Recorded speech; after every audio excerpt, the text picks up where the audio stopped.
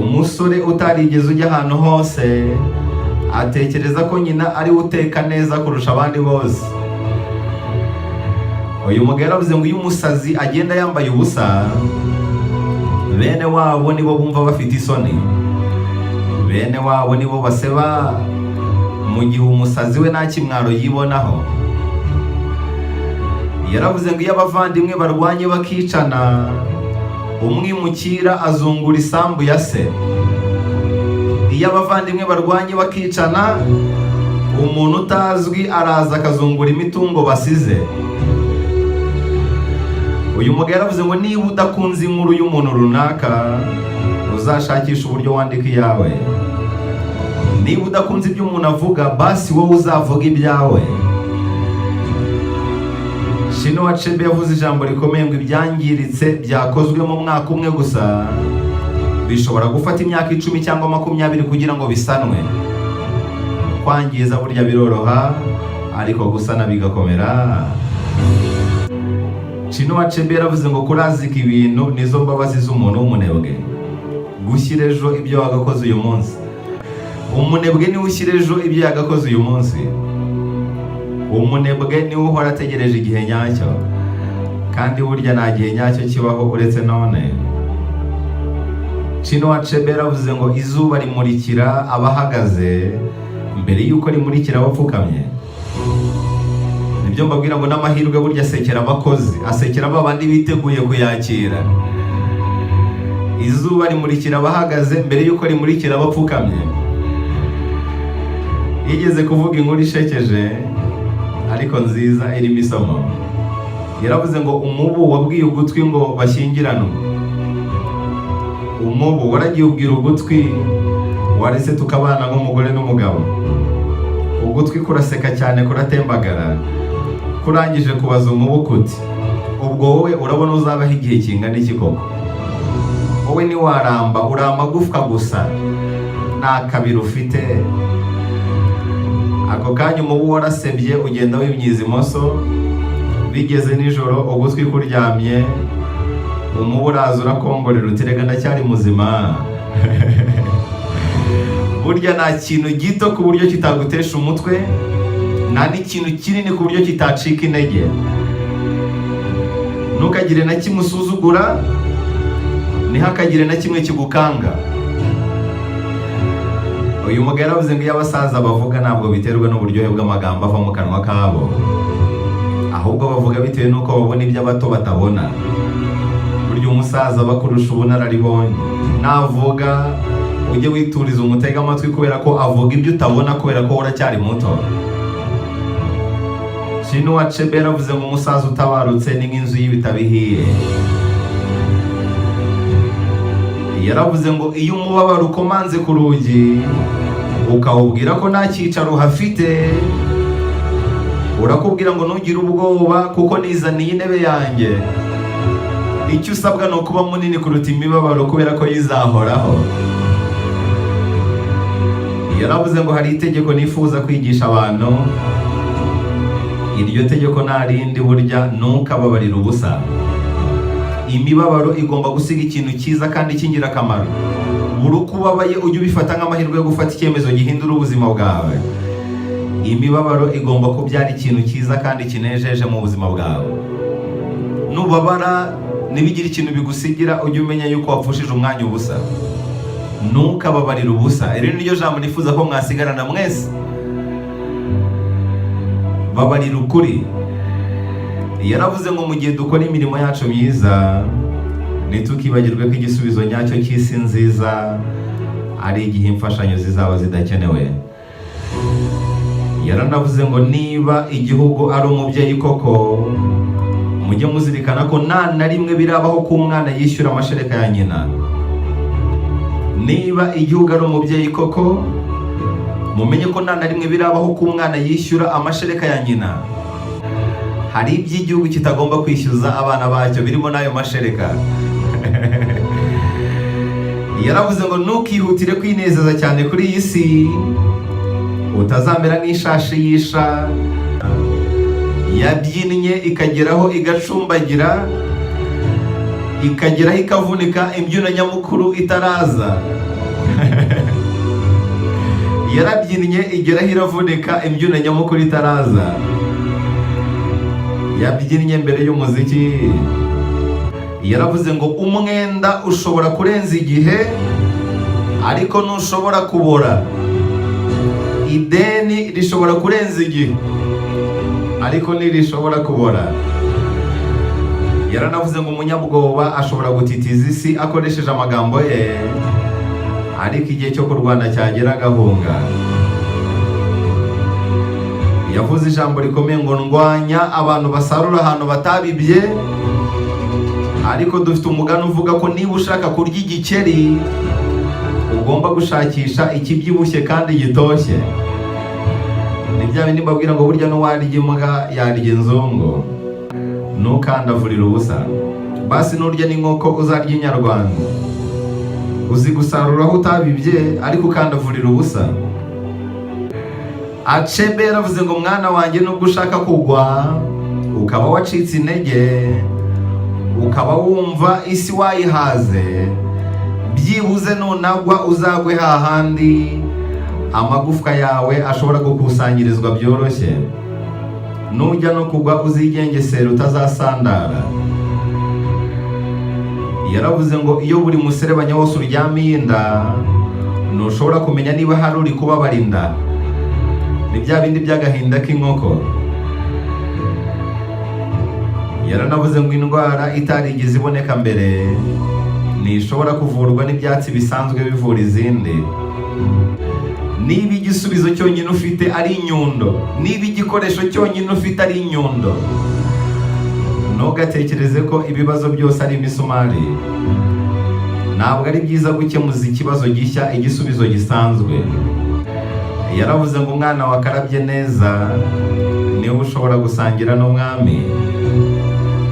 Umwana wakarabye intoki ze neza niwe ushobora gusangira n'umwami.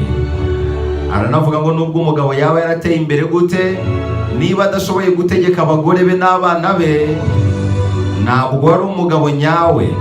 Uwo si umugabo rwose kuri Achebe. Nubwo waba warateye imbere gute ukaba warananiwe n'urugo rwawe, kuri Achebe ntabwo uri umugabo nyawe.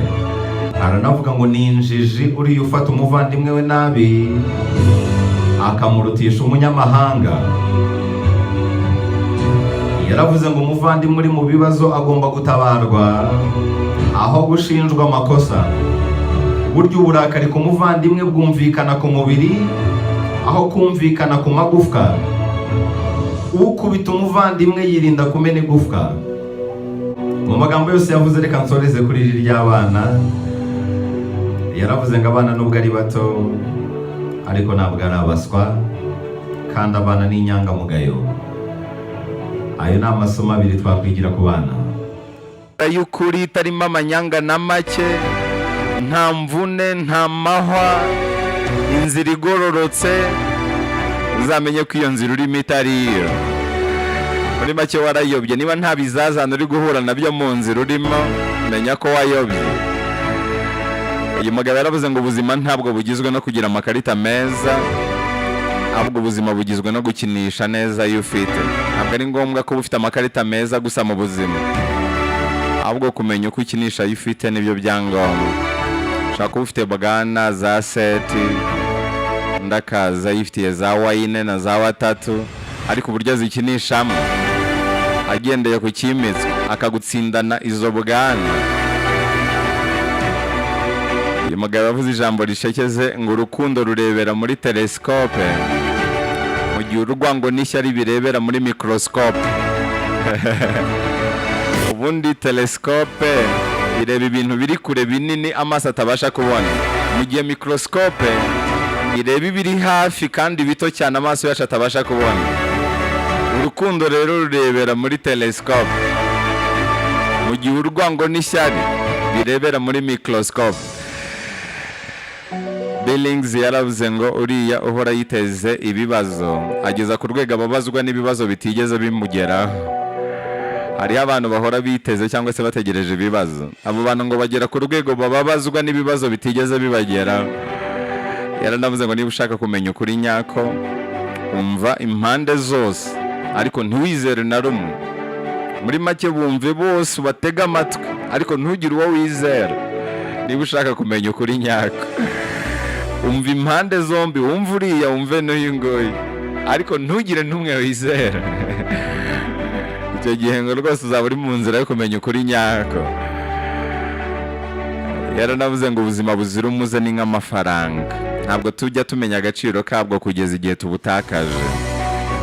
Umuntu amenya agaciro k'amafaranga iyo yayabuze, ni kimwe no ko umuntu amenya agaciro ko kugira ubuzima buzira umuze iyo yarwaye. Cya gihe udafite ubuzima buzira umuze nibwo umenya agaciro kawe. Uyu mugabo yaravuze ngo igitwenge ni ibishashi by'urumuri bya roho. Aranavuga ngo igihe cyiza cyo gufata ururimi rwawe ni cya gihe wumva ugomba kugira icyo uvuga, cya gihe wumva ugomba kugira ikintu bivuga.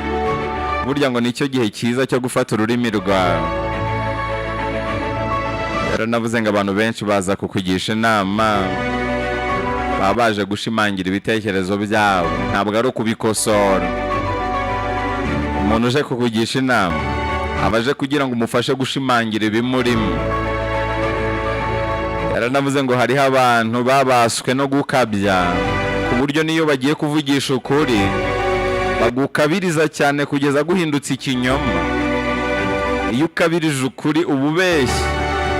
Hari abantu rero babaswe no gukabya ku buryo badashobora kuvugisha ukuri batabeshye. Umugabo yaravuze ngo imwe mu ntsinzi ikomeye ushobora gutsinda umuntu ni ukumukubitisha ikinyabupfura.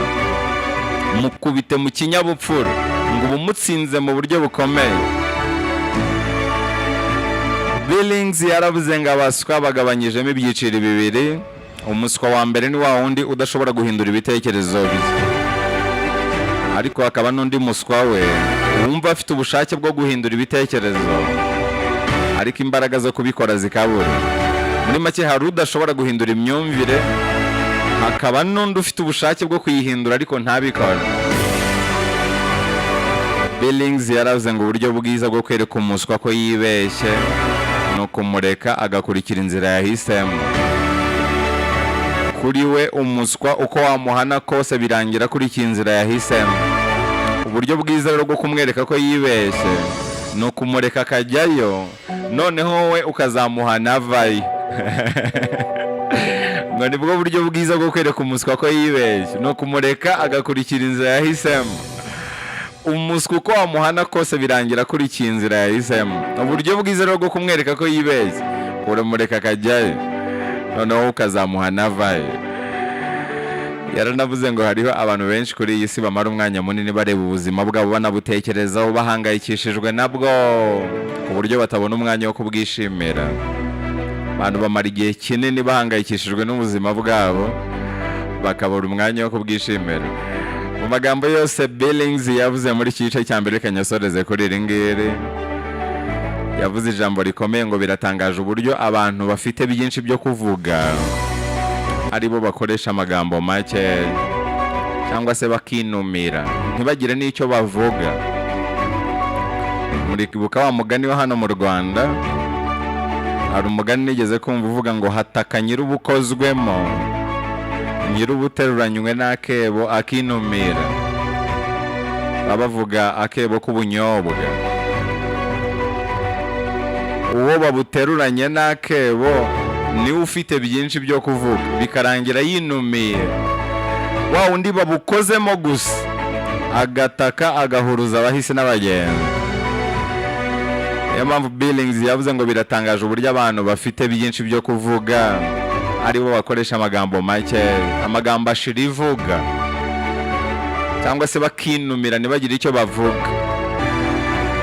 Rero ni amagambo meza cyane yavuzwe na Josh Billings. Ijambo ryagucitse reka duhure kuri YouTube channel _TV. Genda ukore subscribe tuye tubana buri munsi mu ijambo ryahindura ubuzima. Ushobora no kunkurikirana kuri Instagram no kuri Twitter, hose nitwa